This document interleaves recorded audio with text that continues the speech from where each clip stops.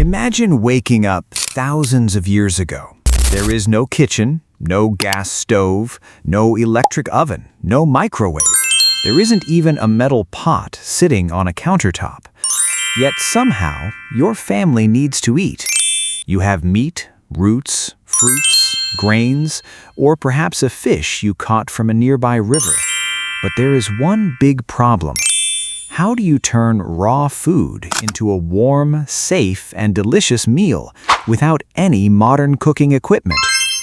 The answer begins with something ancient humans discovered long before they built houses, cities, or civilizations: fire. Long before modern kitchens existed, fire was the heart of human cooking.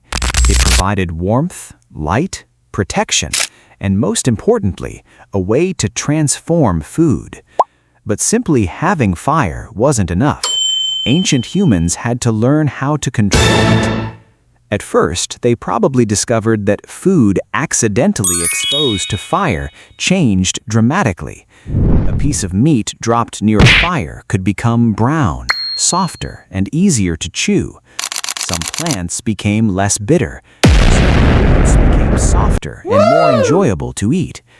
This simple observation may have been one of the most important discoveries in human history. Instead of eating everything raw, humans began experimenting. They learned that different foods required different amounts of heat. Meat could be placed directly over flames or hot coals. Roots and tubers could be buried beneath hot ashes.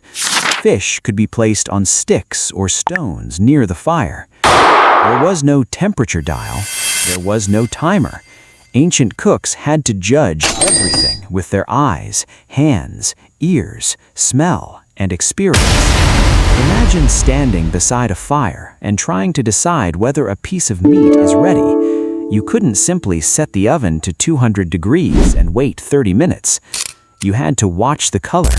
You had to smell it. You had to listen to the sizzling. And you had to learn from mistakes. If the fire was too strong, the outside could burn, while the inside remained raw. If the heat was too weak, the food might take too long to cook. So ancient humans gradually learned one of the most important secrets of cooking: control the heat. And they discovered that not all fire was the same. Flames were useful for some kinds of cooking, but glowing charcoal and hot stones could provide a different kind of heat.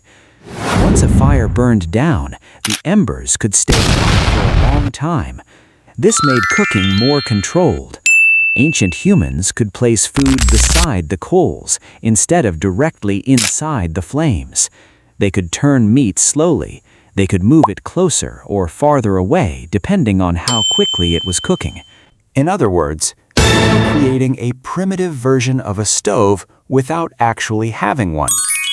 But fire wasn't their only tool. One of the most fascinating ancient cooking techniques involved hot stones. Imagine a group of people collecting stones from the fire. They place the stones near a large fire and allow them to become extremely hot. Then, they use those heated stones to cook food. Some stones could be placed around or underneath food. Others could be heated and then dropped into containers holding water. This allowed people to heat water even when they didn't have metal pots. That sounds strange today, but it was an incredibly clever solution.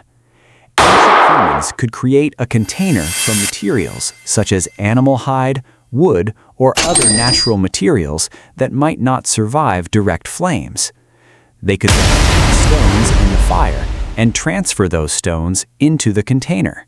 The hot stones would heat the water. And suddenly, humans had a way to boil liquids without putting the container directly over a fire. This technique could be used for preparing soups, softening plants, and cooking different kinds of food. Then came another important invention: cooking pits. Instead of cooking everything above ground, ancient humans could dig a hole in the earth. They might place hot stones at the bottom, add food, cover it with more hot stones, leaves, grass, or soil, and allow the trapped heat to slowly cook everything. This was an ancient version of an underground oven. The process could take much longer than cooking over an open flame, but it had a major advantage. The heat was gentle and surrounded the food. Large pieces of meat could slowly cook for hours. Some cultures eventually developed incredibly sophisticated versions of this technique. What began as a simple hole in the ground could become a carefully designed cooking system. And then there were clay containers. Once humans learned how to shape and fire clay, cooking became even more flexible. Clay could be formed into bowls, jars, and pots. These containers could hold water, grains, vegetables, and other ingredients. Now humans could make something very different from roasted meat. They could create stews. Imagine a clay pot sitting near a fire. Inside are pieces of meat, roots, vegetables, water, and perhaps herbs. The ingredients slowly cook together. The meat becomes softer. The vegetables release their flavors. The water becomes a rich broth. This type of cooking could make tough or difficult foods easier to eat and digest.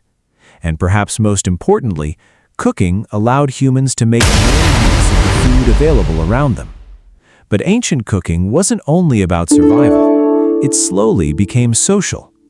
Imagine an ancient group sitting around a fire at night. Someone has brought fish. Someone else has collected roots. Another person has gathered berries or herbs. The food is placed near the fire, and while it cooks, people talk, share stories, teach children, and watch one another. The cooking fire becomes more than a source of heat. It becomes a gathering place. This may have helped strengthen social relationships and cooperation. And that's one of the most fascinating things about ancient cooking. The technology was incredibly simple, but the knowledge behind it was not. Ancient humans had to understand fire behavior. They had to know which wood burned them. They had to recognize which stones could handle high temperatures. They had to understand which plants were safe to eat. They had to learn how long different foods needed to cook. And much of this knowledge was passed from one generation to another. A child could watch an older member of the group preparing food. They would observe where the wood was placed, how the fire was built, how the food was turned, how the smell changed, and eventually they would try it themselves. There were no cookbooks, no cooking schools, no YouTube tutorials. Experience was the textbook, mistakes were the lessons, and fire was the kitchen. Over thousands of years, these simple techniques became more sophisticated. Humans experimented with pits, hot stones, clay pots, spits, griddles, and eventually structures designed specifically for cooking. Modern ovens and stoves may look completely different from an ancient campfire, but the basic goal remains exactly the same: control heat and use it to transform food. So, the next time you turn a knob on your stove and watch a flame appear, remember something. That simple action connects you to an invention that began incredibly long ago. Before kitchens had countertops, humans had fire. Before ovens had temperature controls, humans learned to judge heat with their senses. Before metal pots filled our kitchens, people used stones, clay, wood, animal hides, and the earth itself. They didn't have modern stoves, but they had something just as important: curiosity. They saw what fire could do, and they experimented. And perhaps that is how one of humanity's oldest technologies was born, not in a laboratory, not inside a factory, but beside a fire with a hungry human wondering one simple question: what happens if I put this food over the flames? Thanks for watching.